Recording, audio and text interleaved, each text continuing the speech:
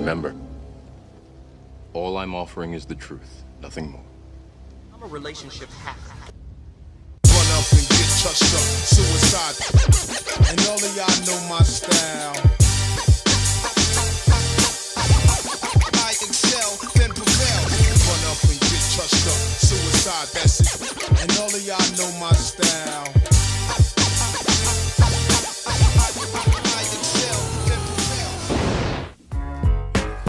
Ladies and gentlemen, the ZOWHAT Morning Show is back up in ya. Another topic. Jeff Brown is on the way. No Dr. G today. But we still have a lot to say. You better get out my motherfucking way. Hey, hip hop hooray, my niggas. Now I'm about to go ham and eggs in this mug because we live in some trying times. And it's time for some trying topics. I think we just got to have it. I think it's important. But you know my get down. And the get down is I have to promote small fledgling businesses really quickly. This is how we do it. We're giving businesses an opportunity that my homeboy John here does not agree with. He hates it. He thinks this is a bad deal. He thinks I'm getting the short end of the stick. Hey, it's an international platform. You need international exposure for your small business. All you got to do is go to my GoFundMe page, www.gofundme.com/Zoe Williams, and drop a one-time fee of $200. I'll promote you for 4 weeks straight. That's a cold deal. Ooh. Wait, who is it? The Nature Boy Ric Flair? Woo! Hey! We got to do it. This is my offering back to black businesses, community empowerment. This is the community empowerment segment. Let me do it right now. The first person to drop $200 a couple weeks ago when we first opened this up was Power in One. PIOclothing.com. They dropped $200. And they also left me a message today on Facebook saying anybody who puts in the code, all caps, ZOWHAT Show, gets an additional 15% off. PIOclothing.com. I love their clothing. I love what it stands for. I support them 100%. Now let me do this too. You remember a couple weeks back, we had Minister Tony Muhammad in the building from the Nation of Islam. Very intelligent, articulate brother who has a business that does accounting, insurance, lending, credit, taxes, all that. Like homeboy from Living Color. Hey, man. Nah, man, no. They got a reputable business. I took my taxes there this weekend and got them done. New Republic is what they're called. Please continue to support those people over there. They did my taxes. I wanted to see if it was a real situation. And that brother is a real brother. And I did business with his business. He's a cool brother. He is a cool brother. New Republic. You guys got to go support that situation. NewRepublic.com. Love their work. Love to support their business. There's another brother who dropped $200, right? He has a tax business. He's out of New Jersey. And he too has a promo code. Put it in. ZOWHAT, right? Let people know ZOWHAT sent me, right? He's, like I said, he's out of New Jersey. Please continue to support this brother. Trusted Tax. It's a mobile app. You need your taxes done? You on the East Coast? New York? Jersey? Well, maybe you can't. Well, if you're in New York, you got to get your taxes done in New York. Right? But that brother can get your taxes done. He got a mobile app, Trusted Tax. They do all kind of stuff, man. They got all types of resources. Let's go through it. I'm on their website right now. TrustedTaxApp.com. TrustedTaxApp.com. Right? They're going to get you your money. Why you got to go to H&R Block when you can go to the brothers on the block? I like to support. You understand? It's tax season. You guys got to get over there and support this business. Let them know that Zoe Williams sent you, and they'll take care of you. All right? W-2, 1099s. They'll get it all done. All right? So let me see. Who else we got here? I got to keep... got to pull up this website. Where'd that music go? What happened? What happened? Yeah, there it is. Let's do this. Don't you love it when you meet family that you didn't know was your family? You didn't even know them. Then somebody in the family be like, you got a cousin on the radio. You need to call your cousin. Right? You know what I'm saying? What up, cousin Zoe? You better call your cousin. So, one of my favorite cousins, and don't act like y'all niggas ain't got favorite cousins. You got unfavorable cousins in your family. Like, you like, I don't fuck with that one. This little roly-poly nigga over here that be bullshitting, I don't fuck with him. But one of my favorite cousins hooked me up with one of her children. This kid, he was a kid when I was a kid, but I was an older kid who didn't pay attention to little kids. Right? And No, you know what's funny is he told me, he was like, I used to see you at Big Mama's house. I said, but I didn't see you because I was too busy fucking up at Big Mama's house. I saw you. Right, but no. The dude grew up to be an incredible young man. He's 28 years old. He lives in Utah. Went to school in Utah and wound up staying there. Right? He used to run track. Now he's a model. Got his own clothing line. And when I say his own clothing line, like Coming to America. Right. When I say he got his own clothing line. No, but it ain't just like hoodies. He don't have that. He's got the shit I was trying to do with the tailor-made suits. Yeah. He has done it successfully. Let me just tell you this website real quick. I need y'all to get over there, man. KennethBoggsSuits.com. This is my little cousin. KennethBoggsSuits.com. And when I tell you, he's not playing. Custom tailor-made threads of the highest quality. I'm on the website right now. Don't play yourself. Go there right now. Right? KennethBoggsSuits.com. My little cousin is doing it.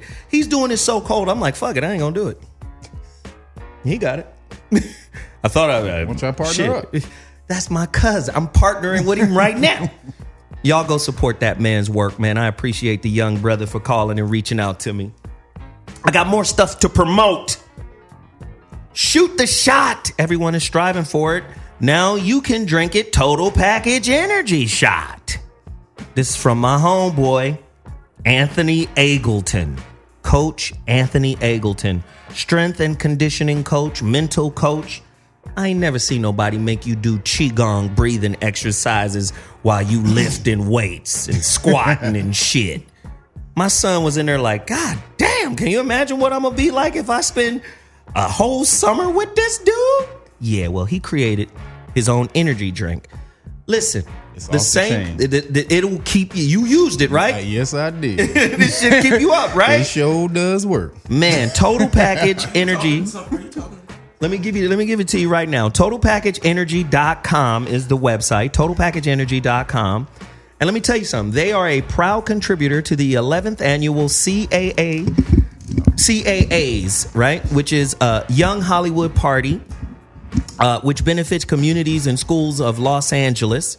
CISLA, an organization that surrounds students with a community of support, empowering youth to stay in school and achieve in life. So they're breaking off a piece of the proceeds from their energy drink and putting it back into the community. As with most of these businesses that I promote, I'm asking you to tell them who told you about their product. This is Total Package. That's right. TotalPackageEnergy.com. Please continue to support that movement right now. And then another Shepherd's Sweets. I keep telling y'all, Valentine's Day is coming up. Candies, cakes, all types of shit. Confections. Listen. She making some Valentine. Yeah, man. Some type of sweet potato Valentine. You know what? She's making some shit called. Well, she's making something called a cake pot. A cake pot. Where she bakes a cake inside of a flower pot in the shape of flowers and shit. Shit's fucking crazy, man. Like seriously, y'all need to holler at her. ShepherdsSweets.com. Y'all talking about. Listen, man, let me just say, man, like I got to say this real quick. I ain't never been the most respectful dude of women. Right? This is just a process. I had to outgrow some outdated beliefs. And nothing makes me feel better than to support a woman who ain't did shit but raised 2 great kids for me. So I don't give a fuck. We ain't got to be together. We ain't got to be married because we not. But let her call me and say some shit ain't right. Me and the homies is going to roll over there and put monkey paws on whatever the problem is. You feel what I'm saying? That's right. So my whole thing is, you got a business, I need to support it. Fuck it. You know what I'm saying? I don't lose nothing by supporting you. And the shit is good. It's awesome. The shit is good. It's good. It's awesome. ShepherdsSweets.com. Now, let me see. Oh, gotta get the homie in here.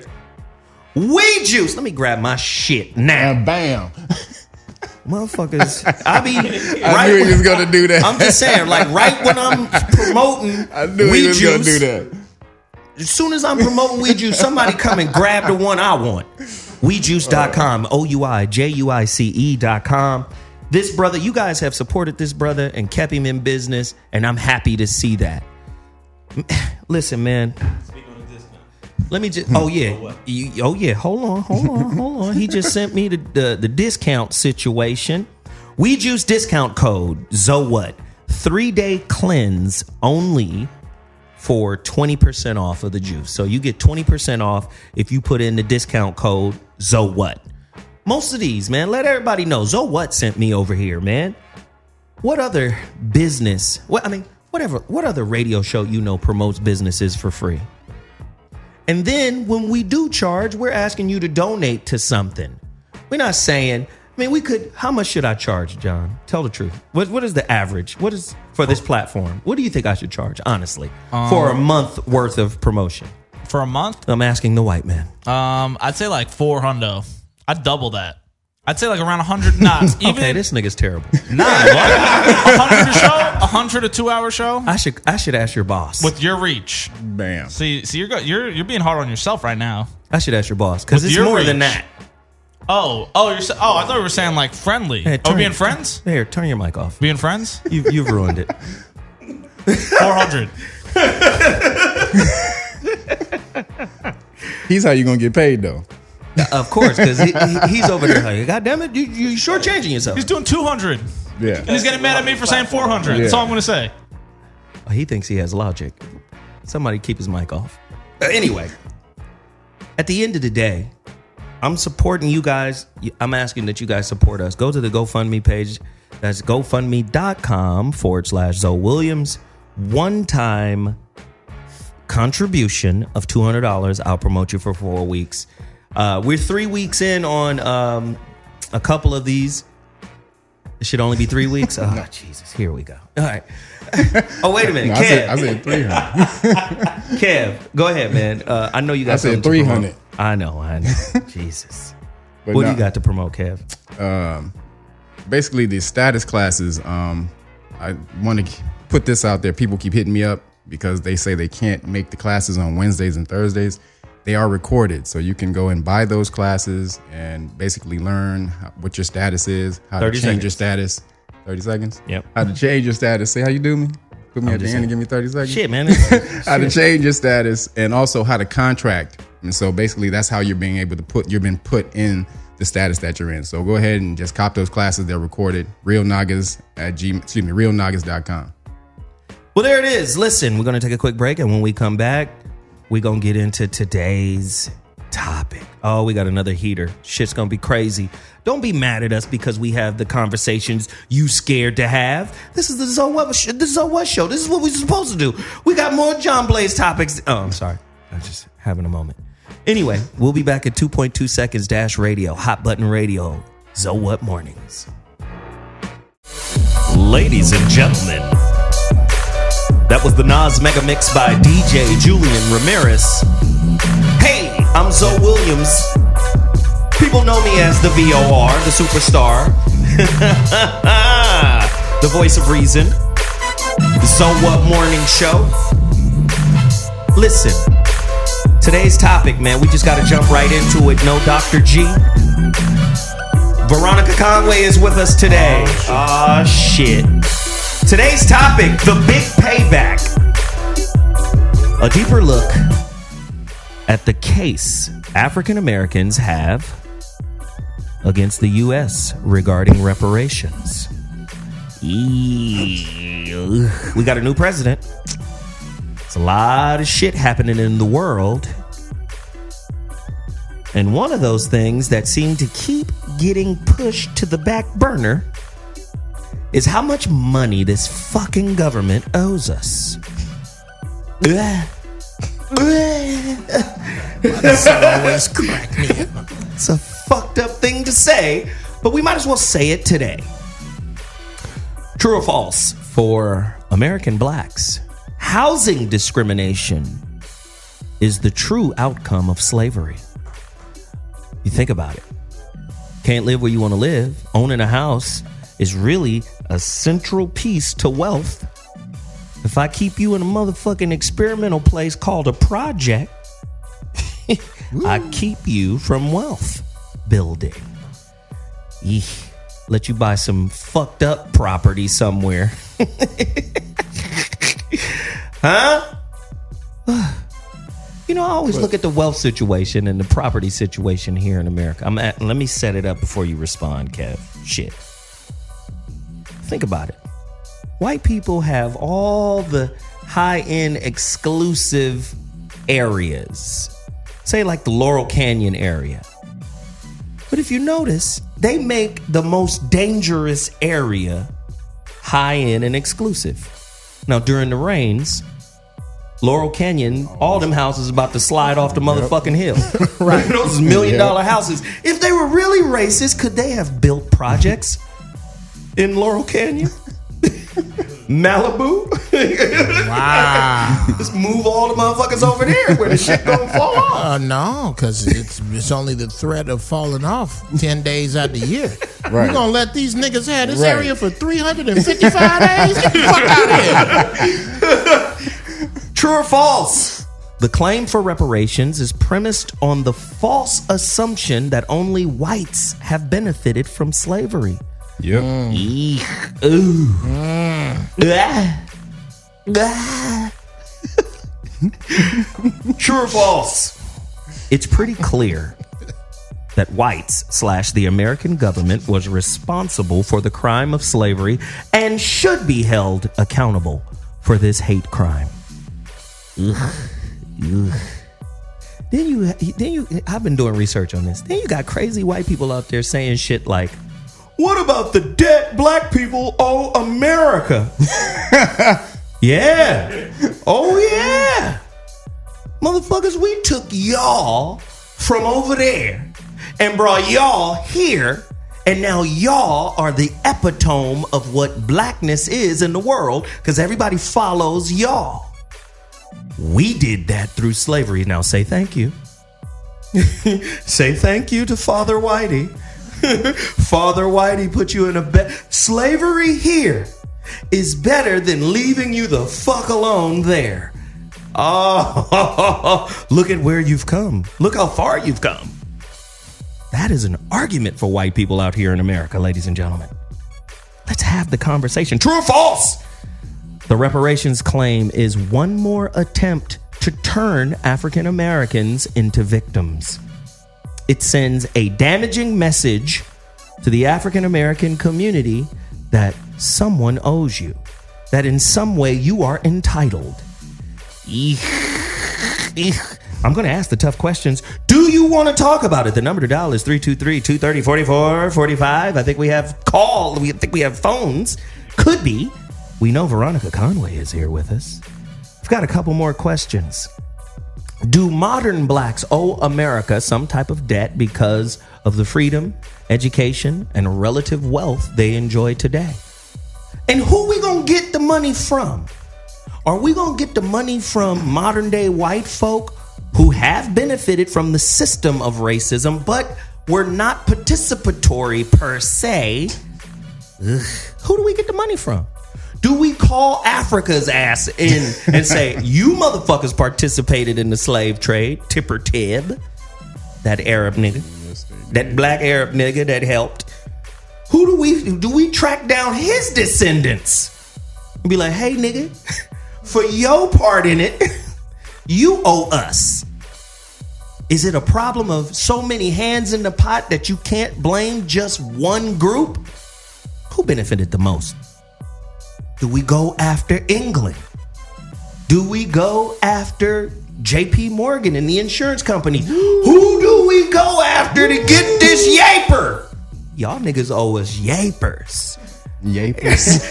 Yaper, because when you get it, you're gonna be like, yeah, yaper. I'm just saying, who owe us? How do we get it? And once we get it, what the fuck we gonna do with it? The reparations conversation. Ladies and gentlemen, let me introduce you to my panel. We got two ornery, smart asshole motherfuckers in the building right now. That's gonna go ham and eggs. So that's you two. How are you? No, we talking about you. Jeff Brown in the building. No whiteness. Dr. G has gracefully bowed out. Isn't that what he did? No, he told us. No, for real. He told us he wasn't gonna be here last week. But I like to just make his ass squirm because he be saying awkward off shit. And it just feels good to fuck with him. Right? What you gonna do about it, Doc? How did you get reparations? Well, you see, because... Well, let's ask it another way. What would you do if I gave you... Nigga, that ain't the goddamn question. That's Dr. G. Right? Stop hiding the keys. Right? You know, never answer your question, right? So I fuck with Dr. G. Wu-Tang is for the children. Right. So I'm positioning this to you guys. Kev, do they owe us? And if they do, how much do they owe us? And how do we go about getting it? Because last week you said we don't even need that shit. Both of you niggas said that. Well, reparations. Let's get Speak it to the mic, Pim. Let's get into what this is. So, depends on what you're trying to get reparations for and who you're coming as to get the reparations. So, if you're coming as black or African American and trying to get some reparations, you're never going to get it. There is no nationality that is black. There is no nationality that's African American. There's no organizations under those terms. So you're not going to get paid by being under those so-called titles. And the reason is because you weren't bought over here as slaves by the majority. So we got to get into the actual slave trade, the transatlantic slave trade, or the lie about transatlantic slave trade, which was perpetuated mostly by Roots.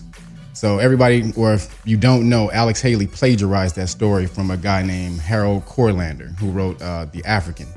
And he had to pay, basically the guy sued him. So that wasn't his real peoples? Hell no. I mean, they did a whole research on Alex Haley. None of that shit was real.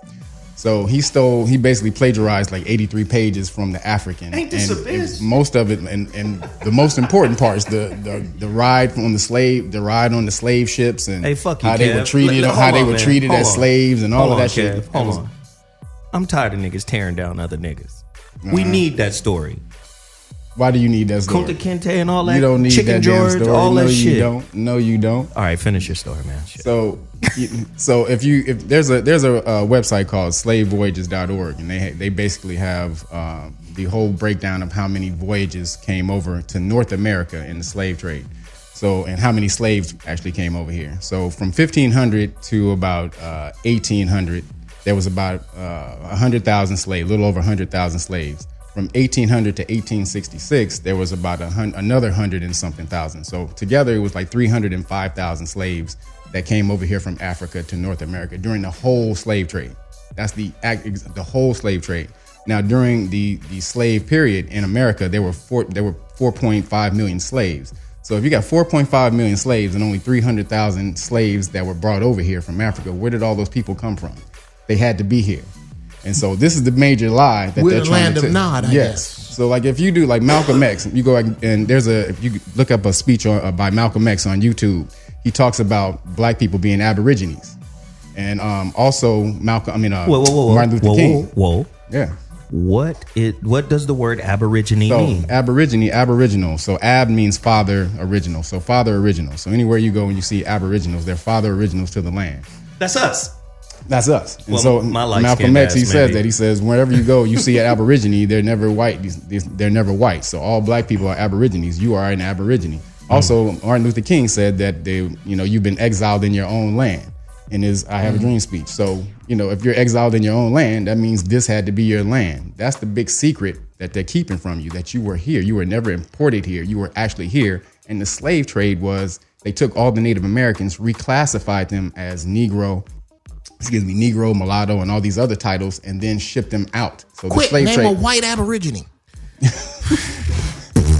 So if you're going to get reparations, you can't come back as black and African American or descended from another country trying to get that money here. You have to come back in your own status, which is indigenous peoples to the land. If you come back that way within an organization, then you can get money for reparations. So maybe this was Obama's reasoning for saying this is a very complicated situation and we can't really go for reparations. Right. Is that why he was saying that? You can't. Or was he saying that because his handlers, we can't pay niggas back. We done paid you back with civil rights. We done paid you back with welfare. And we done paid you back with allowing your black ass to be in the highest office in the world. You can get paid. You just need to come back in the correct way. If you're going to get paid for slavery, you can do that. You can come back and create an organization called the Descendants of Slaves, of African Slaves, and come back as that organization, then go for reparations. But none of you are organized like that. All you are is black, African American, and coming back disorganized and trying to get money. You can't do that. So you're basically saying you can't use the name they gave you, the name they labeled you as. No, you can't. Well, They put you in the wrong box on purpose. They put you in the wrong box on purpose. Black is not real, or black is a slave class legally. And so African American, that Jesse Jackson created that term, or he basically made it popular. So these terms mean nothing in law. Like, so if you go back and other people, they're Korean. They have their names are their country names. They're Korean. They're Nigerian. They're Ghanaian. So you have a nationality. You can come back and get some money. So it's like nations interfacing with nations. Exactly. Like B2B, business to business. Business to business. Black is not a nation. You can't get anything by being black. Jeff Brown. I again have. Here we go. Let's go. Let's break it down.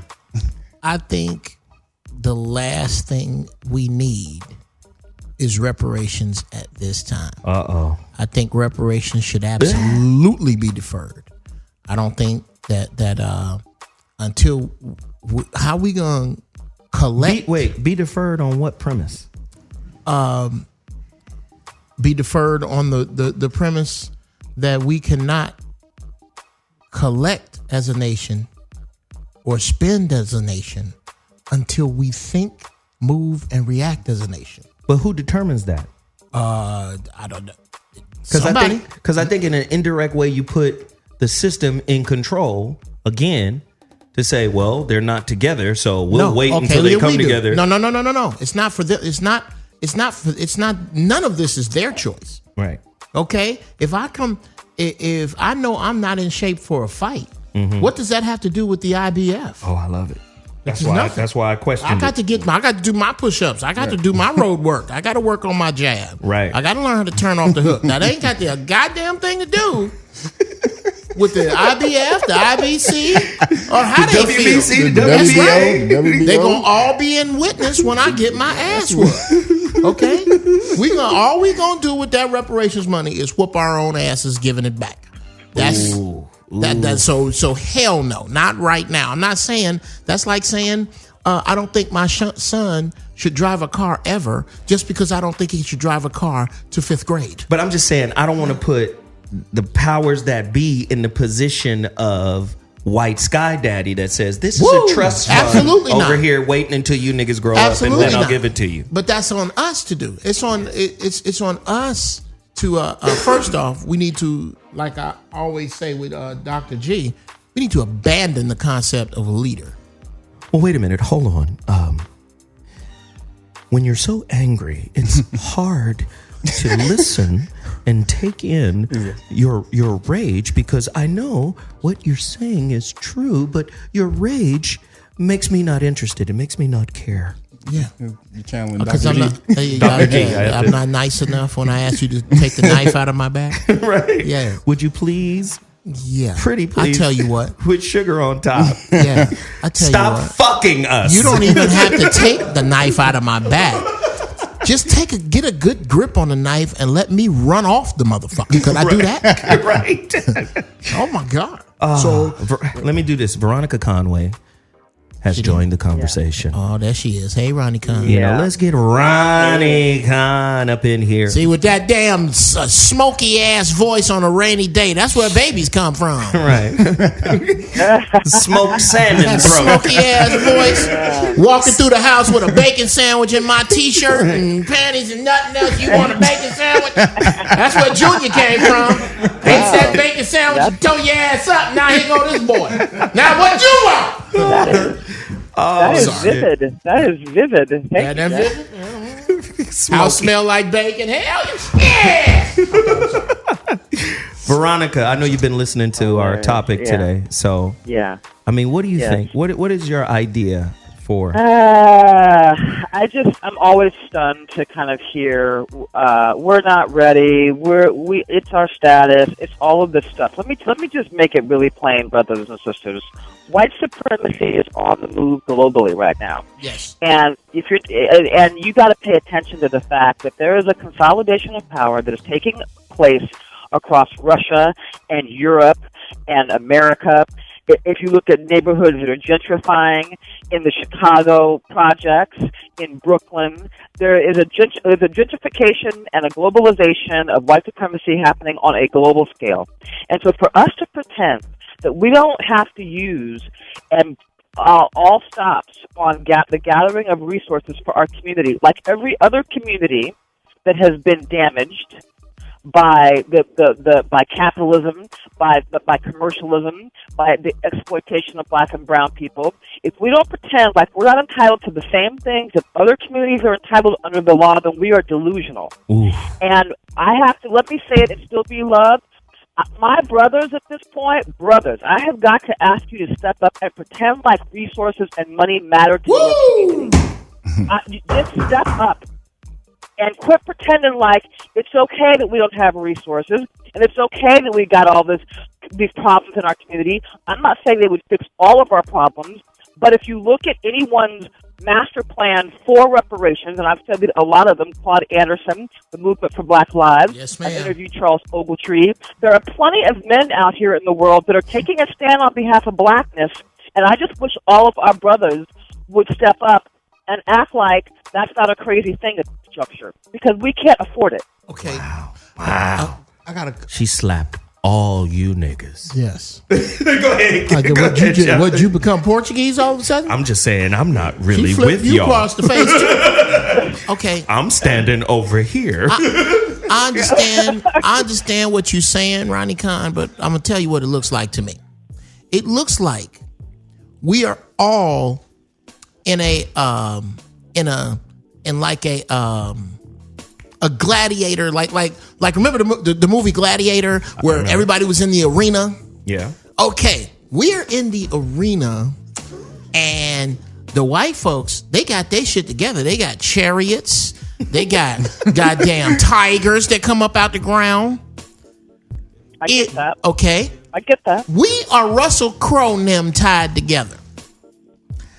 If we waiting on the same people that got the tigers and the same people that got the chariots to throw us at least a butcher knife, we finna be ass out when they get their shit together. No. What we need to do? We're not waiting for them. No, Waiting for them. Okay. We need us. Oh yes, need Mama. us, But when you not say, them. when We you need talk us. about what we are owed and what we are, that comes from outside of us. What I am saying is that the chains that we are linked together with are more than enough to trip up the chariots, more than enough to choke these goddamn tigers out, more than enough to take care of the dude with the chrome mask on. We can handle all this shit with simple stuff, but it has to do with how we see each other. Until we see each other as important enough and money differently enough to go, hey, Chicago Bulls, hey, Charlotte Hornets, hey, New York Nets. Unless and until we see, until we see 10% every month that they playing basketball going directly to our schools, going directly to our neighborhoods, starting and funding the vacant lots that are in our neighborhoods, turning into gardens. Unless we see that, we are going to banish you as a people. But whoa. You guys are hitting on something really heavy. You guys are hitting well, no, come back in, Veronica. Yeah, absolutely. Yeah, come in, Veronica, and then I'm a follow up with you. Okay. So, as a person who's been in the Negro business for 17 years, the Negro business. Did you say the Negro business? Negro business. God damn. Okay. I have been in the Negro business supporting, studying black peak performance, studying what makes black folks perform, studying what causes us to not perform, studying the impacts of internalized racism, helping businesses grow. I've been in the Negro, speaking to black folks all over the world, setting up institutions for black people. So, as a person who's actually been a deep student of this, here's what I will tell you about how we perform it. And I believe that you have to get your mindset together to be a viably economic force. But there's such a thing as, if you want to train yourself powerfully, go run a marathon. In other words, rather than nickel and dime and do incrementalism to get to an objective, go run the race, because it will redesign who you are as a human being on the other side of it. So if we were to take on large initiatives like getting reparations, and there's already been the policy platforms are already laid out. There's already institutions that are dealing with it. They just need us. They just need our support. They need our lack of apathy. And so sometimes when you take on big challenges, it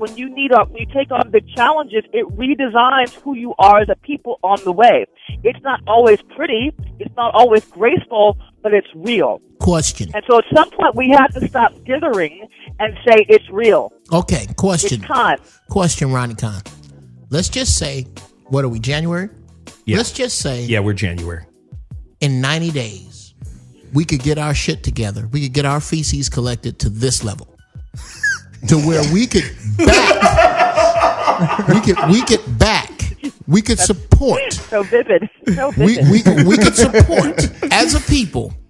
We could support all of these programs and people and associations and committees that you discuss, and we got behind them with all 25 million of our voices.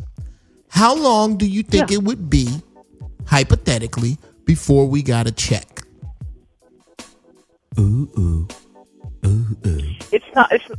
It depends. Now, here's the thing. Because we have the Trumpster in office, understand that right there is about to be a fucking problem because of who he is and what he represents, and the fact that he represents white supremacy at its most extreme and its most radical. Okay.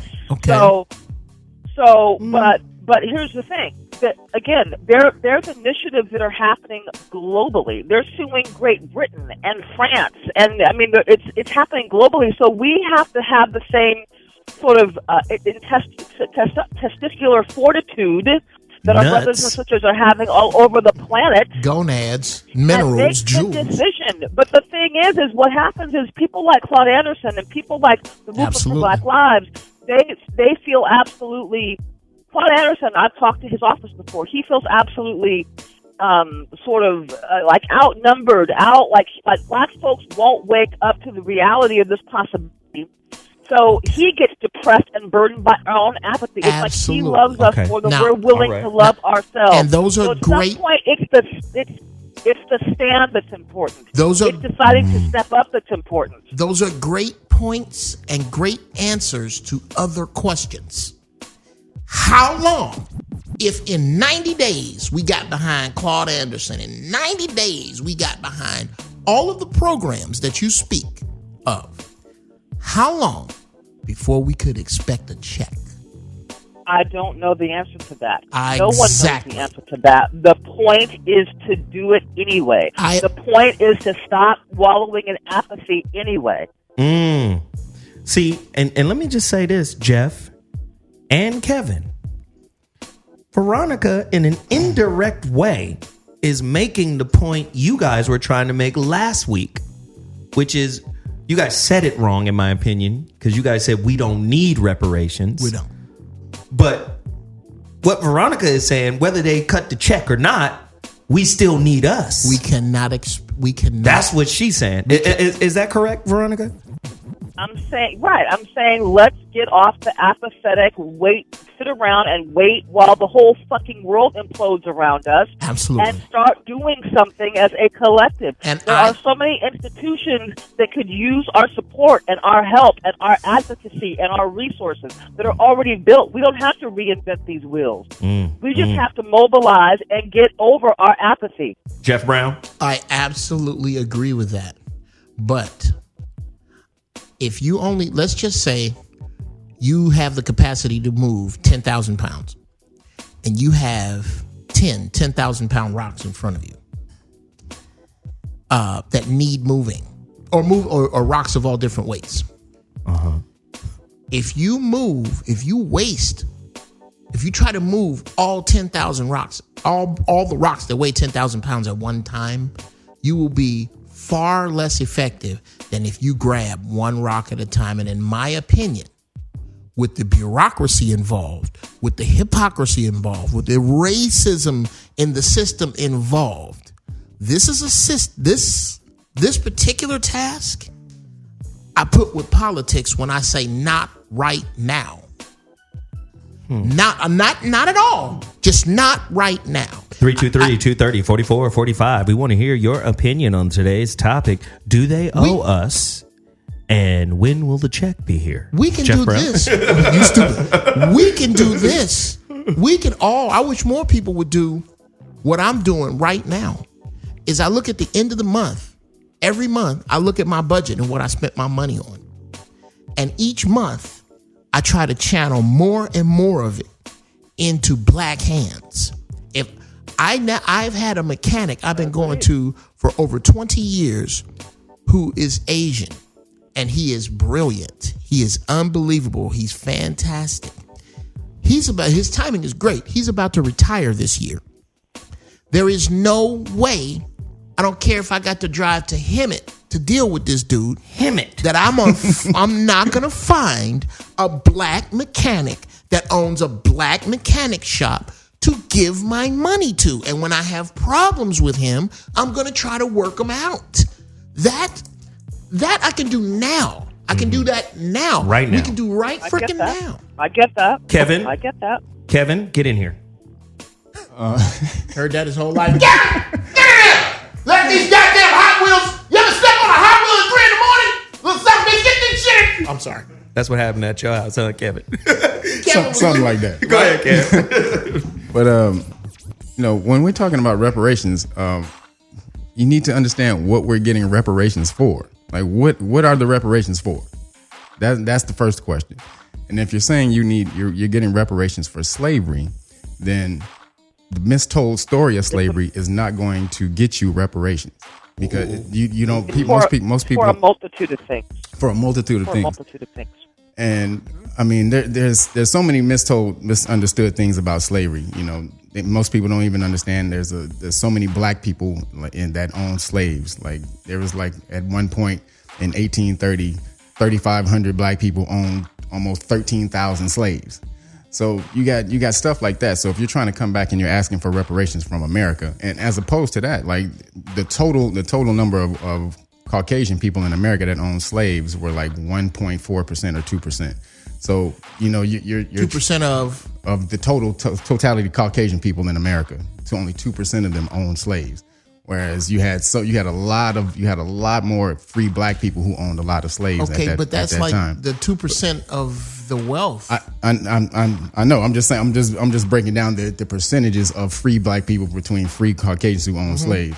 And so, when you're trying to come back for reparations for that, that's a very small part of slavery. They're not going to give you money for that. The major part of it is that this is your land. That's the reparation that you should be trying to get. They took your land. They came and they reclassified you as something else and literally stole your land. They're not going to give the land back. They will give the land No, back they if you come back and They will nuke this motherfucker till it glows orange. One of the guys in my class, in my status classes, his great grandfather went back as a Seminole and sued the government as a Seminole. He got 200 acres. 100 of him was jacked out of it. He was jacked out of it by a Caucasian dude in the land deal, but he got 200 acres. That's a joke. Jacked out of it by a Caucasian dude in a land deal. On this shipped in business. But he got 200 acres, and his family, they still own that today down south. And I please don't see this as pessimism as much as it is a clear view of the absolute waste of time, in my opinion, asking the master for bullets when you misusing your grenades. Oof. It's a waste of time. In terms of what? In terms of the ability to choke this system to death. We spend $1.2 trillion and 98% of that right in these 48 contiguous states. That's true. There is no business, directly or indirectly, that would not suffer if we decided to take the portion of the 1.2 trillion that goes to it and move it somewhere else. Not one business. Wow. I agree. Okay, so look, wait, I got to take a quick break. Jesus, we need to come up for air. This is tough.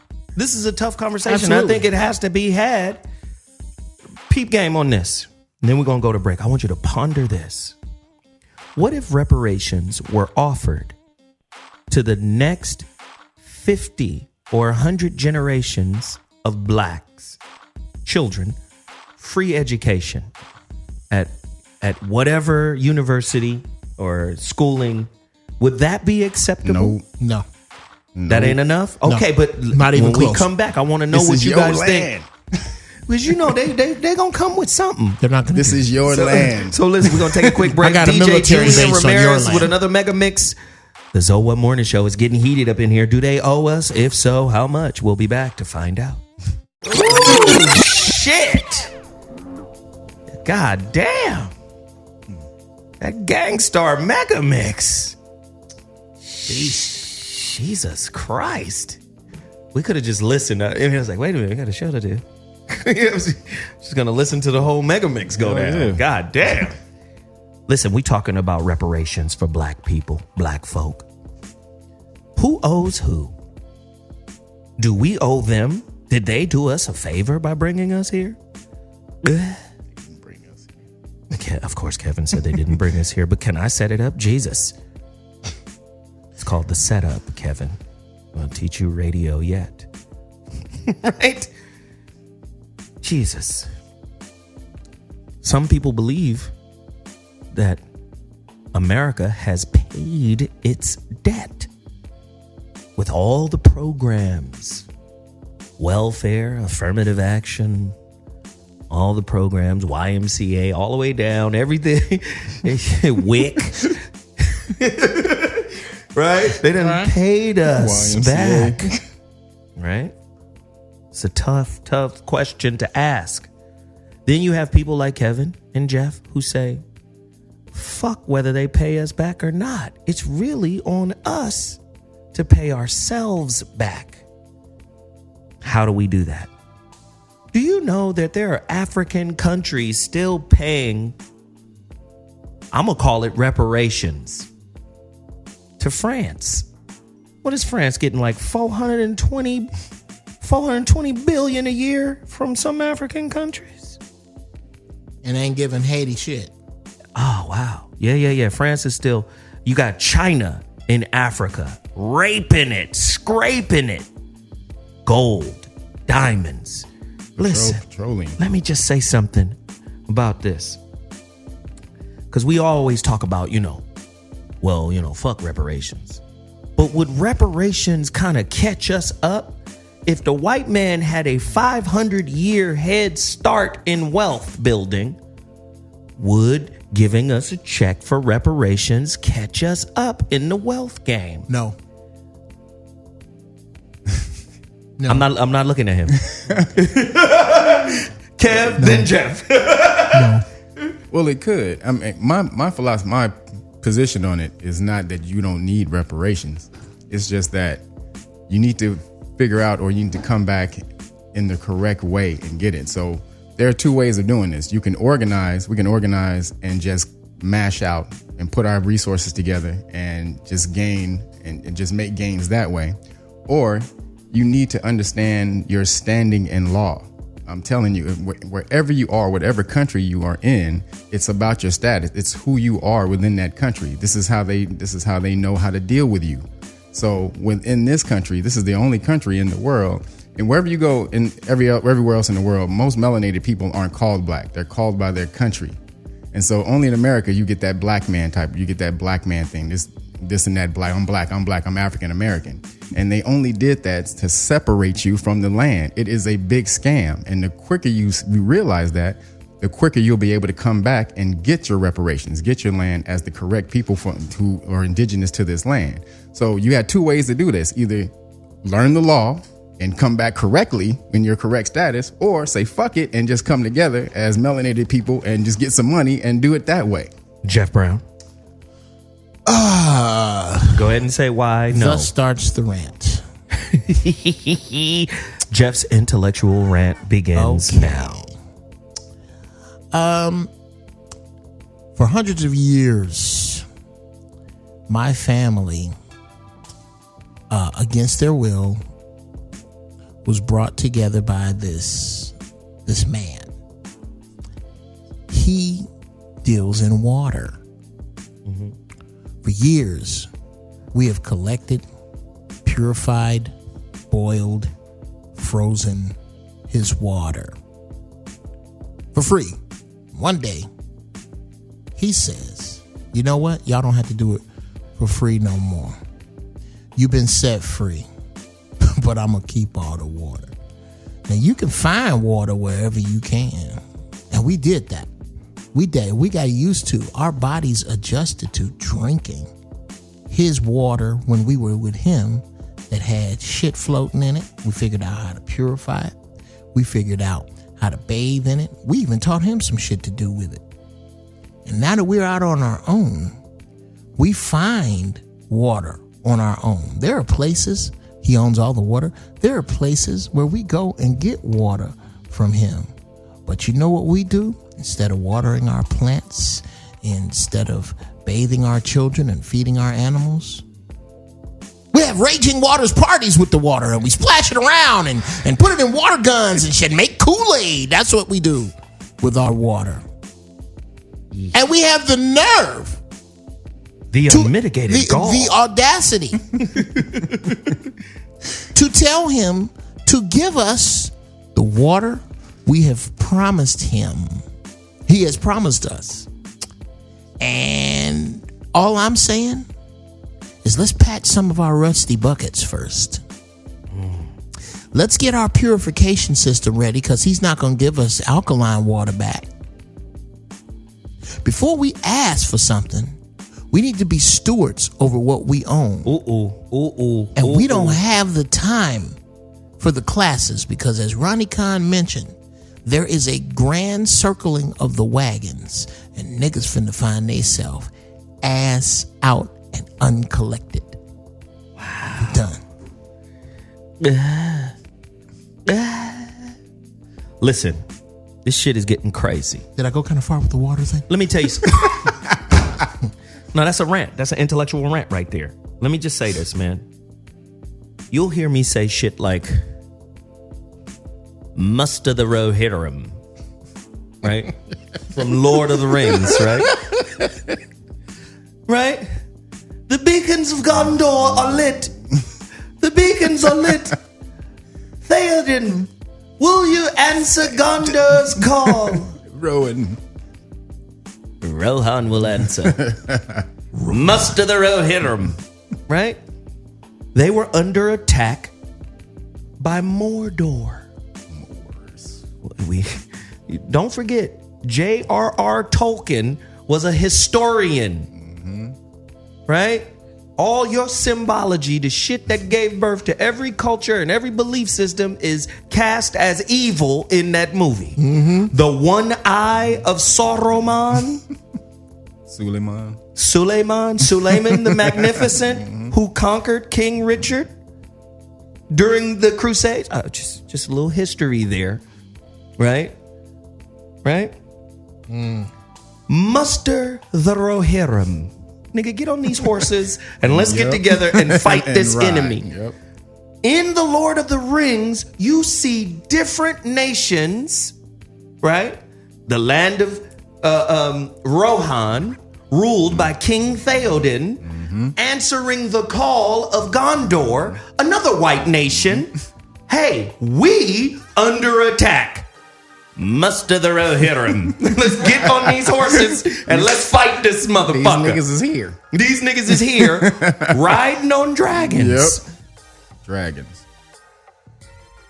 I'm just saying, when will niggas muster the Rohirrim? Right? That's all this has always been about. The mustering of the Rohirrim. I know it sounds stupid. I know it sounds funny. But at the end of the day, when you saw that movie in a fanciful way, oh yeah, we got elves and hobbits and weird magical shit helping us take our place in the world. That's what the Lord of the Rings was about. The unity. It was about all of them different sects had to come together to defeat the great Middle Earth. Yes. Middle Earth is Europe. People don't get that. They don't understand that middle. Exactly. The Shire. Nigga. That's all Europe. Worcestershire, Devonshire. Right. Now, if the Middle East,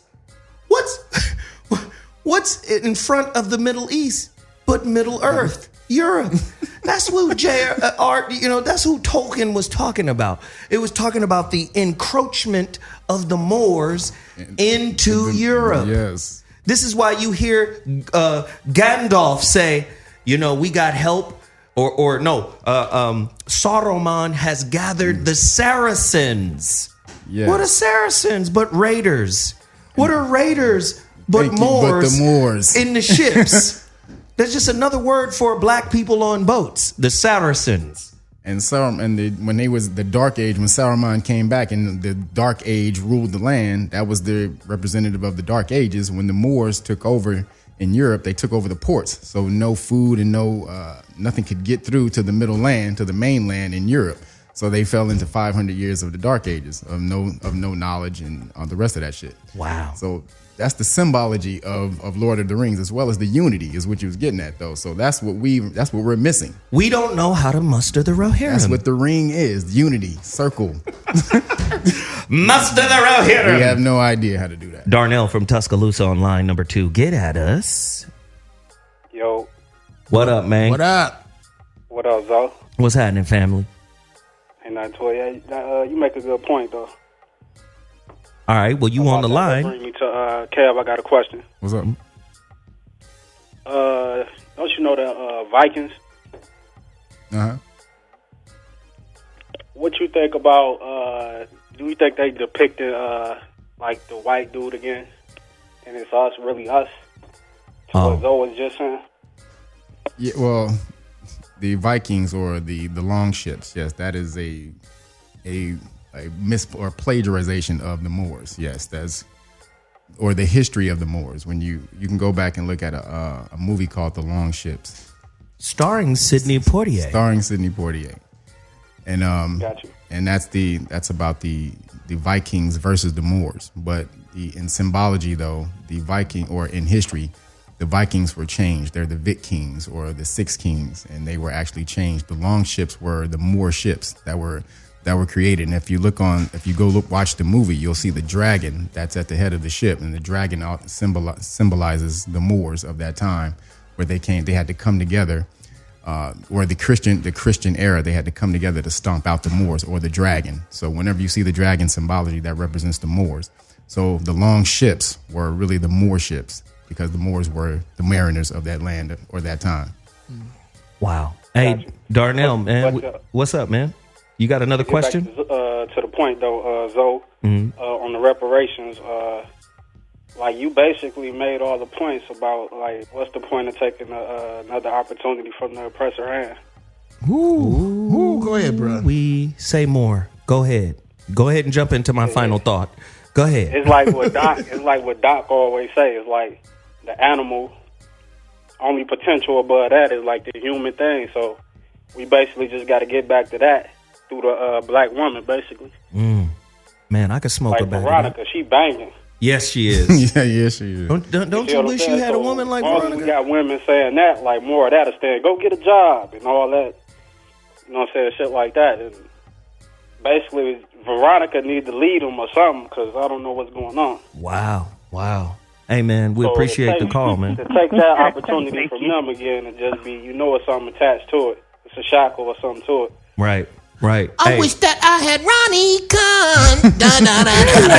What can I find? Thanks, Darnell. We appreciate you, man.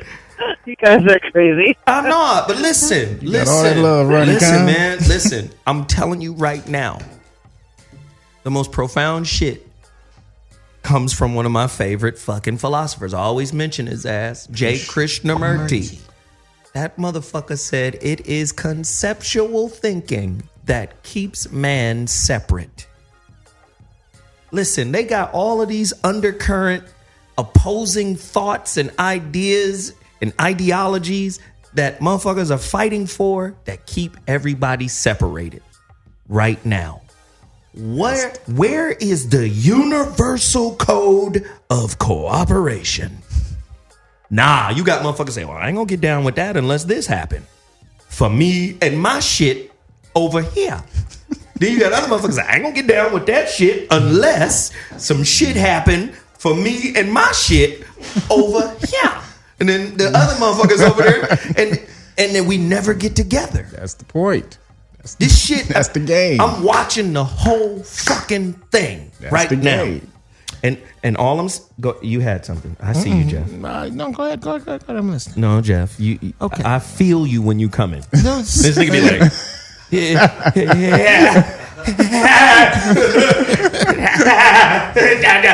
Go ahead. I'm like the little kid that got hit by a car last summer, lost his leg, still want to play double dutch, standing there with the crutches. I want to get in. Yeah. I'm in. You're in now. Go ahead. That what you're talking about is them over there and them over there and them over there. Mm-hmm. That's exactly how literally black people, they're going to crush you.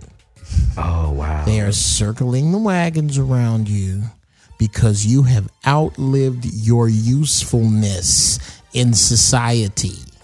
When we moved into an information age and you don't have no information, and that's not your fault. All your information was stolen from you thousands of years ago. So we don't have anything else we need from you. That's right. Wow. We don't have, we're going to make enough of you. We're going to keep the ones that entertain us. The rest we'll throw away. Right. We have thoroughly mustered the Rohirrim. Yeah. There's no coming back, niggas. Veronica has rejoined the conversation. What's up, baby girl? Jump back in here. Hey. I know you've been listening to us, right? Yes. Okay, cool. So when we talk about the distribution of reparations, again, there's been some really amazing thinking about it. And so I think that, there's a whole thing about education. Like, people always say, well, I'm sure you can, fix black problems through education. Well, just look at how well education is working for white children. right, in affluent areas. Whoa! working pretty well for white children in affluent areas, right? When there's, I sent my kids to school that are very moneyed and very affluent with the 1/10 of 1%. Hey, guess what? Money works when you funnel it into education. You can hire teachers and get with technology. The shit works, but we're so disconnected from it that we forget that we don't know that it works. We just think it's always going to be whatever the status quo is right now. So when we talk about how we would allocate funds for reparations, when you look at any of the policy papers that have been developed about it that are serious, it talks about putting it into technical schools and trade schools and abolishing the loan situation for black people and putting it in K through 12. Because guess what? Resources actually help when it comes to this stuff. I know it seems counterintuitive, I guess, but it actually works. It works. Money works in schools. It works. Well, this is what I'm saying, Ronnie Khan, is why can we not, as a people, like with the same energy that we took yesterday or the day before with all the women all around the world who protested and marched but are going to spend their money identically the same way the next day? I completely agree with that. Okay. I completely agree Why? with that. So what I am saying is when you talk about this money that we need to deal with and that the schools need money, you are absolutely right. How come Jerry Jones can't take a quarter of his golfing budget and adopt 10 grammar schools and give them computer labs? And why don't we demand it? Or he won't get nobody that don't. The only motherfuckers who will play for Dallas look like Rerun. If we start doing that, you can't get the best of us if you ain't gonna give us shit back. You can't. Too many struggling cats that'll take it. I completely agree. And I think that is much faster. I think to turn the black mind that way. And none of this is hard. There's no easy. There's no easy solution. It's not either or. It's a yes and. So I know Maggie Anderson, who's the head of the Empowerment Experiment, who has written the book Our Black Year, and her like middle class to upper class husband took a year and decided to buy black. And they did whatever hoops they had to do. It's been such a decimation of black businesses and black entrepreneurship that I forget how many businesses we've lost in the last decade. It's just because we don't have black support in black businesses and institutions. So that level of dependency is a big part of our difficulty, because if the revolution goes down, we are so dependent on Walmart and whatever that if they cut off our food supply, and we'd be ass out in a day. Yep. She looked at that very closely. But here's the thing. She got death threats. I ran into her at a National Urban League conference, and she was in tears because she was working so hard, so alone, it was such a level of effort, but black folks didn't really support her or know about it. And all I'm saying is that it's a yes and. I'm saying there's enough of us here in this country that we can pick our cause and put a gangbang on it. There's no either or at this point, because it needs to be all hands on deck. And so one does not preclude the other, is all I'm saying. Okay. Lonnie, you're on the Voice of the ZOWHAT Morning Show. Holla at us, man. I know you're listening to this. What do you think about today's topic? Lonnie?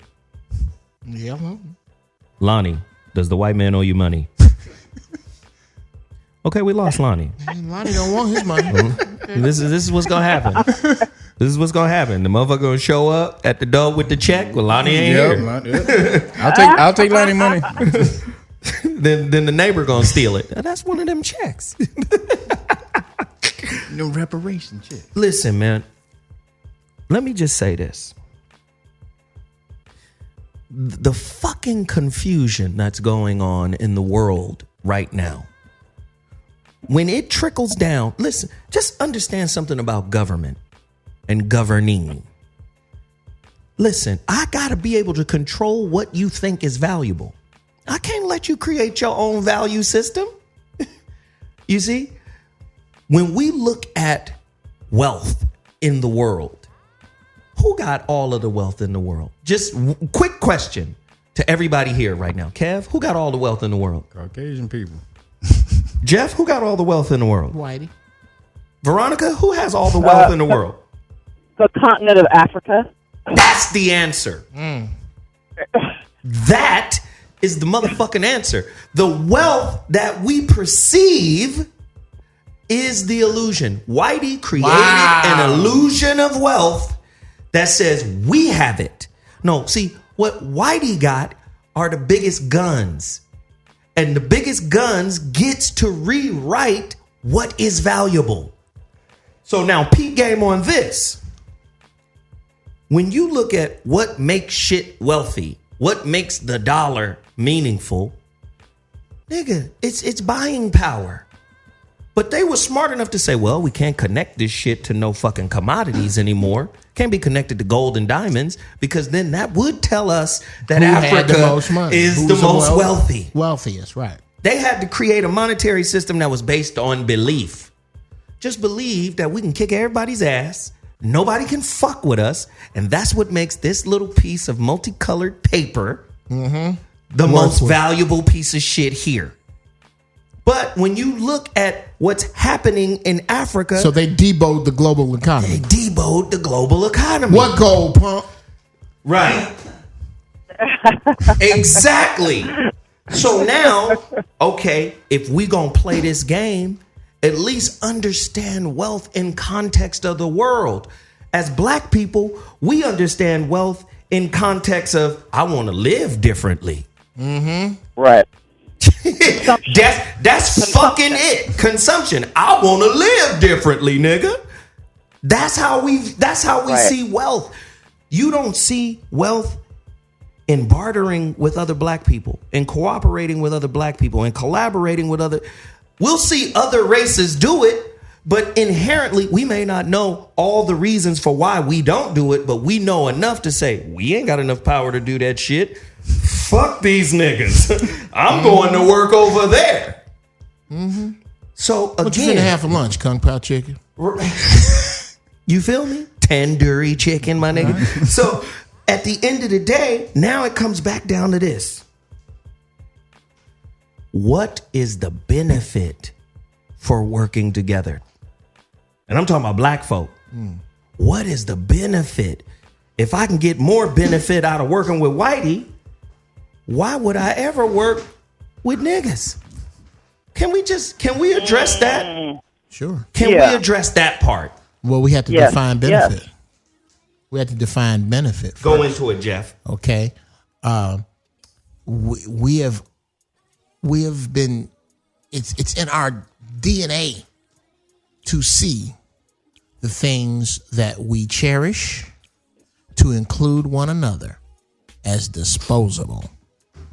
Even the things we even Jordans are disposable. You know why? Because them new Jordans, nigga, them new Jordans. That's why. So until we can figure out what worth is and define benefit, will benefit for whom? Wow. Dr. King was not in this shit for him and Coretta. He knew good and hell well. He told you. These motherfuckers gonna kill me. I'm doing this for them no good niggas in the future. Now, if he had seen it, if he could have had a crystal ball, I don't know how much of this he would have done or how differently he would have done it. But his definition of benefit is not our definition of benefit by any stretch. Woo. Kev and then Veronica.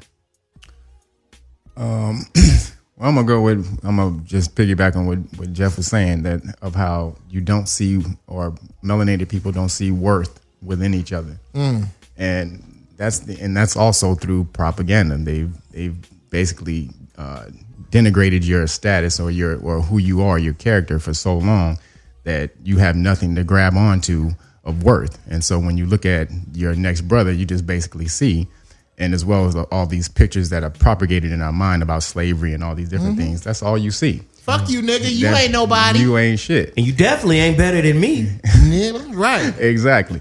But, again, that comes with education. I mean, it's information. There was a reason that you couldn't read in this land for a long time under those Jim Crows, because they understood once you got a hold of books and you started to find out the true information that was in there in those books of who you are, then it was inevitable for you to come back and get that land. So that's the same reason that when they freed the slaves, they took a gang of slaves and shipped them off to Africa and said, y'all want some land over in there? We'll call it Liberia. Don't y'all want to go back to Africa? Sure, yeah, okay. Well, we'll ship y'all all right on over to Africa. Call it Liberia. That's y'all land. Y'all go ahead and fuck with that. Why did they do that? Because they understood that if the slaves, when they were freed, they found out that they owned this land, they would come back and get it. So they said, okay, y'all from Africa. Y'all want to be from Africa? Fuck it. Go ahead. Y'all back to Africa.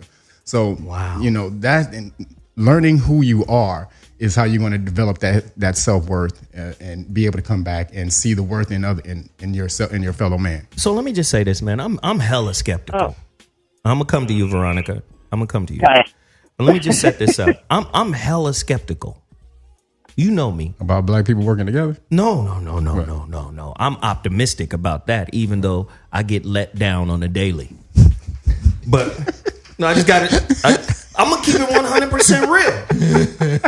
Yeah, I get let down on a motherfucking daily. Hey, I hear you, man. But I'm open hearted and I'm optimistic that one of these knocks on the head is gonna jar something loose, and then we're gonna come together. You gotta be to keep doing what you're doing, right? You know what I'm saying? I mean, just think from my existence. Motherfuckers on the internet, internet thugs, trolls talking shit. God. And these are niggas at home, not doing nothing for nobody. But got an opinion about somebody who's doing his best for everybody. Right. Fuck you and the bullshit hole you crawled out of. But that's something else. Yep. Right? That's something else. Like, that's a big problem in our community. Right. So we talking about reparations for somebody. Listen. Who you going to give it to? That nigga right there? Let me just say it like this. Let me just say it plain. If you don't respect you, why would a motherfucker who owe you something respect you enough to give it to you? That's just right off. This nigga don't even respect himself. He think I'm gonna pay him back. Fuck him. Let Ronnie Khan get in with that thought, because I got to. VC, get in here. Get in here, VC. Yeah. So because I've been in the Negro business for a long time, I've seen behavior patterns at all economic levels, all up and down the food chain, everywhere from the White House down to the toughest cities in America. And so, because I've done that work, there's some things that I've seen that I think are clues to where we are. So part of the reason that we don't get together is because we have been trained in apathy. We have been trained in learned helplessness. Dr. G talks about it all the time. And because we're so financially dependent and we're so focused on our survival, we have become helpless in thinking that we can do anything beyond our current need set around our current food, around our current appetites. Damn. Right? We don't have a sense that we can do anything bigger. So when I did some work in Bon Secours in Baltimore, toughest city, one of the toughest cities in America, I went in there and did financial coach training. We trained case managers in how to work with folks. And one of the things that was fascinating was that people, and we transformed those communities all over the country. One of the things that was amazing is that people wouldn't leave a 5-mile radius of their house. Wow. And when they did, they were terrified. Wow. Now, watch this. I've also talked to some of the great leaders of Ghana who are saying, the motherland needs you back. You have, because of your access and your exposure with being in the United States, you know things that would be gifts to our community. So the learned helplessness that we experience in one part of the world because of our deep isolation is a gift in the other part of the world. But because we don't travel, we have no perspective, we have no exposure, we sit in this sense, with this identity of dependence and failure when it's not really the truth. We could use very much of your American skill. If you could come back here and teach us the electric slide in the whole village. Do you motherfuckers know how to run Netflix? We need that help over here. Who can come over here and put a Roscoe's chicken and waffles down the road? Down the road. Down the road. I used to lay up in Africa. I would lay in my village and look at the stars and say to myself, Simi, one day you will go to America and drive your own fucking cab. Now, I say that's fucked up, isn't it? Something to piggyback on what Zoe said. I tell my children this. The definition of a sucker is an individual who respects a person, place, or concept more than that person, place, or concept respects itself. This is the problem you get into with modern society and our thoughts about women's sexuality, is that we feel like a woman who sleeps around does not respect herself. So why am I going to respect her more by giving her my hand or letting people know that that's my woman? Because I don't want to look like a sucker. Nobody wants to look like a sucker, especially outside of the country. Do you know how many countries don't like America that's just waiting on niggas to stand up and act like they got some sense? There were brothers in Vietnam who didn't get shot at in firefights. That the Vietnamese were instructed. They were trying Leave to here. This is not your fight. Not brother. your fight, GI. Leave. Not your fight. What are you doing? Yes. Leave. You're my brother. Yeah, exactly. Do the Pacquiao. We brother. No. We brother. I win. I win for you. Pacquiao don't sound like he'll fuck you up. I win. But he will fuck you. He will, yeah. Us two fight. We win together. Win together, brother. This is so fucked up. This is so racist. It sounds like a cross between Mr. Miyagi and Elijah Muhammad. That's what it sounds like. It would be, but that's actually how he sounds. He sounds like that. Wow, Manny, if you listening, that's them talking that shit. You need no look. I see Manny in the park all the time. Do you? He's a cool dude? Yeah, he is. Real cool. Hey, so listen, we're going to take a quick break. We got another mega mix coming up. DJ Julian Ramirez. We're talking about reparations on the ZOWHAT Morning Show. You're listening to Hot Button Radio, which is only found -radio.com. You got to get at us every Monday, 11 a.m. to 1 p.m. Pacific Standard Time. We're going to wrap it up when we come back after DJ Julian. Final thought. Oh, God. Man, give me Win Awards. Yes. Hey, man. Zoe Williams is back in the building. What I'd like to do, and Jeff will be back in here in a second, is to really get a summation from a couple of people, Veronica, Kev, Jeff, and then I'm going to give my final thought on the whole situation. If you've just tuned in, we're at the end of the show, and we were talking about the case, right, for black people getting reparations from the government. It's called the Big PayCheck, right? Now, I mean, we got a bunch of divergent ideas and opinions about it. But before I get into my final thought, I want to throw it over to Kev. Kev, you got 90 seconds to summarize why it's important, why it isn't important, and what the next step should be, in your opinion. Well, again, it's important on an aspect if you're coming back to claim what you're actually owed. Okay, so if you're coming back as anything but indigenous, aboriginal, Native Americans to this land, you're not really going to get anything.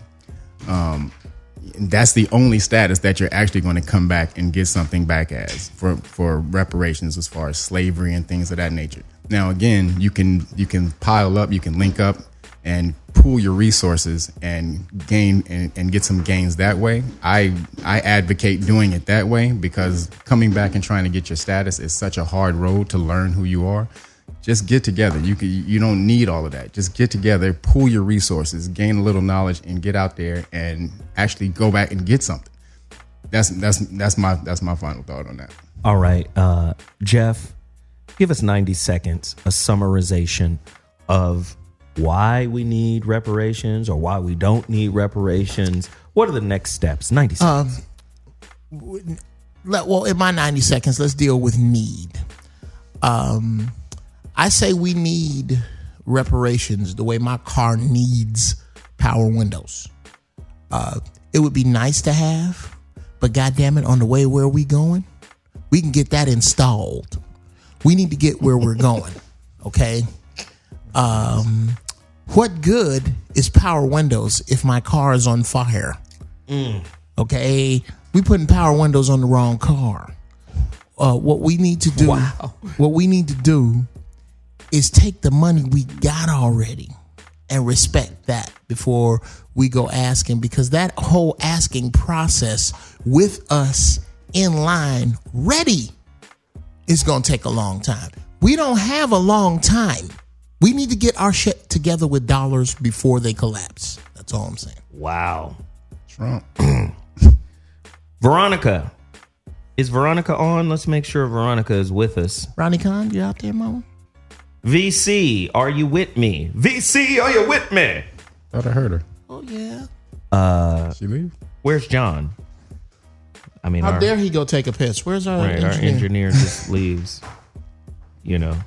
White boy who pushes the buttons? Where's the white boy? That one will do. Let's do this. If she's not here, I'll just do this. I'm gonna summon the white boy. I'm just gonna jump into the final thought. My final thought is simple. Muster the Rohirrim. Muster the Rohirrim. As you wish. Let me just say this. Let me just say. Do you not understand what you think is the true currency on planet Earth? Mm-hmm. So if education is indoctrination, right? Who's putting your ass in an ideological box? Let me tell you something about logic. Part of logic is predicated on authority. So when motherfuckers speak from authority, they're trying to tell you that I know what the fuck I'm talking about. Of which I speak. Right? Well, the Bible says that is calling the Bible's authority, right, into play to justify what it is you're trying to say. Well, the Quran says, well, I studied at Harvard, so that means I'm smarter. See, let me 9 out of 10 didn't survey. But nobody exactly. Motherfuckers is not questioning the authority. Well, where didn't Dennis learn how to fix teeth? Right? Nobody's questioning the authority. So you know what that makes niggas? That makes niggas. It puts niggas in a wait and see position. We not in control. We don't write the narrative.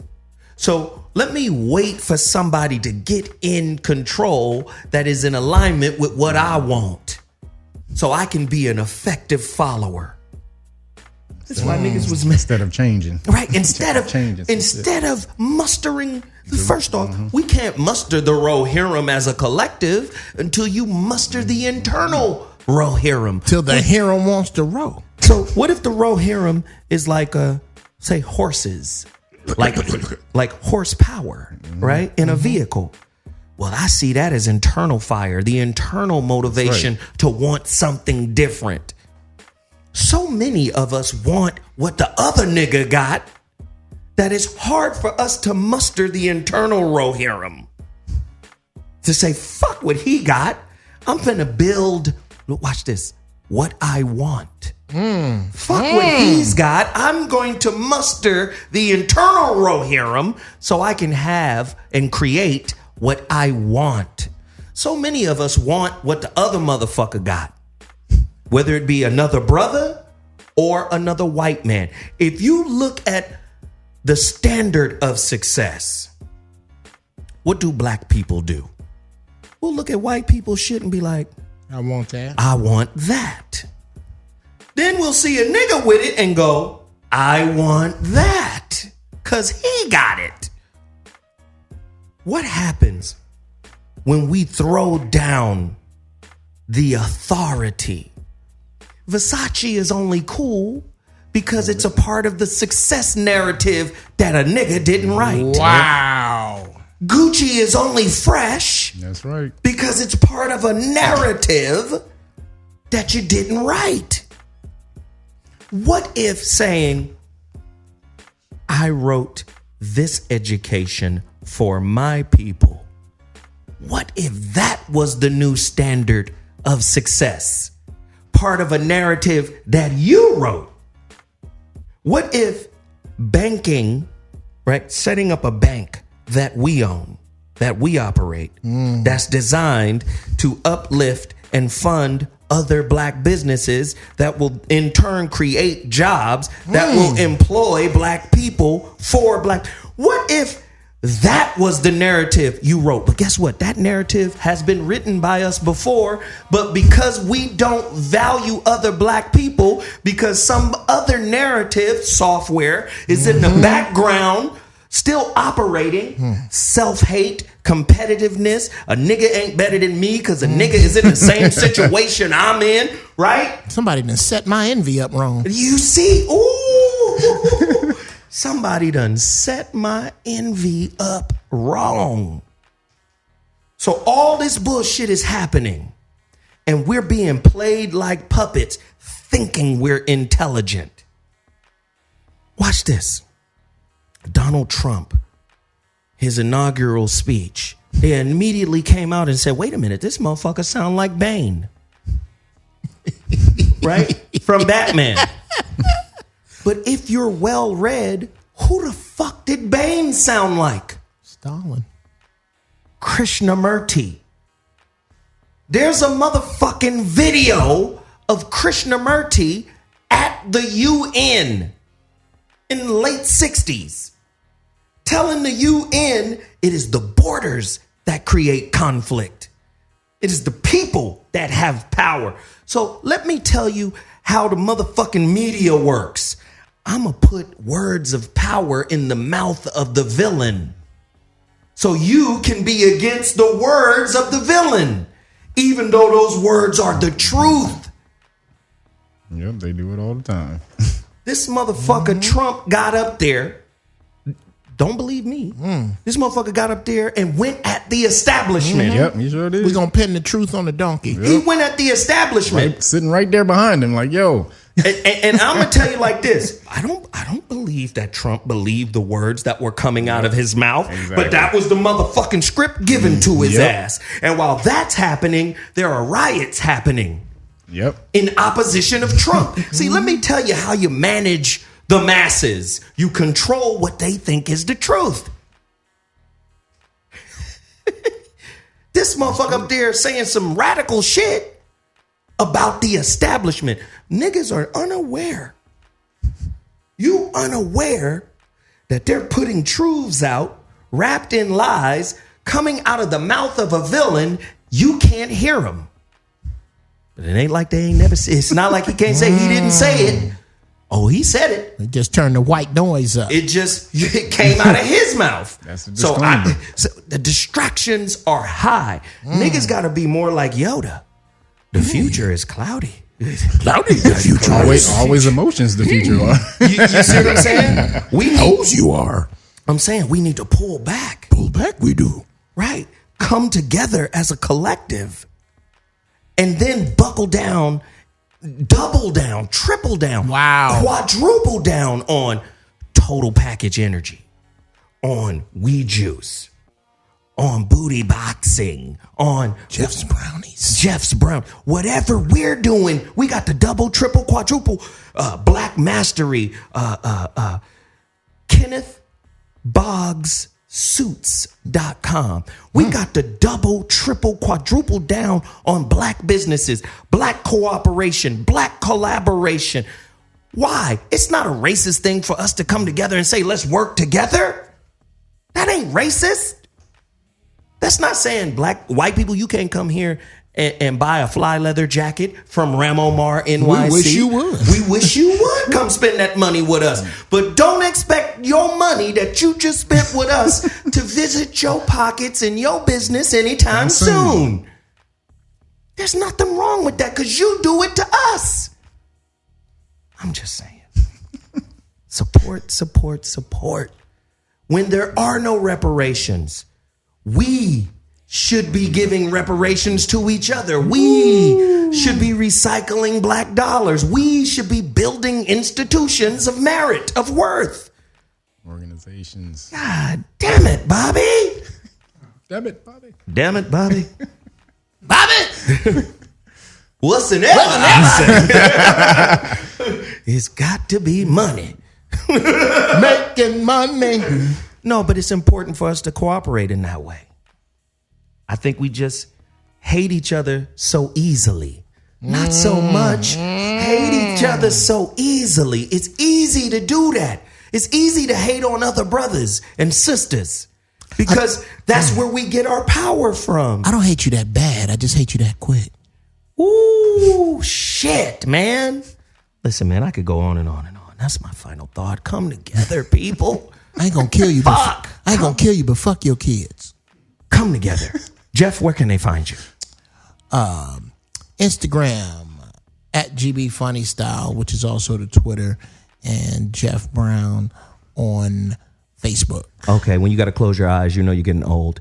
You close your eyes to remember? Yeah. Is that what happened? Yeah. Shit. I have to block out all the sensory inputs so I can pull this shit from somewhere else. All right, Yes. really quickly, this Saturday, check out DJ Julian Ramirez spinning at Pump Up the Volume at Island Tavern, located in San Marcos. A tavern? This nigga's at a tavern. More ale, winch!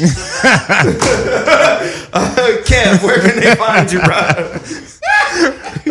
You get at me at realnagas.com. That's REELNAGAS or realnagas@gmail.com. All right. Hey, GoFundMe.com/Zoe Williams. Support the movement. Thank you so much. We out. See you next week. I believe the children are the future. More ale, witch!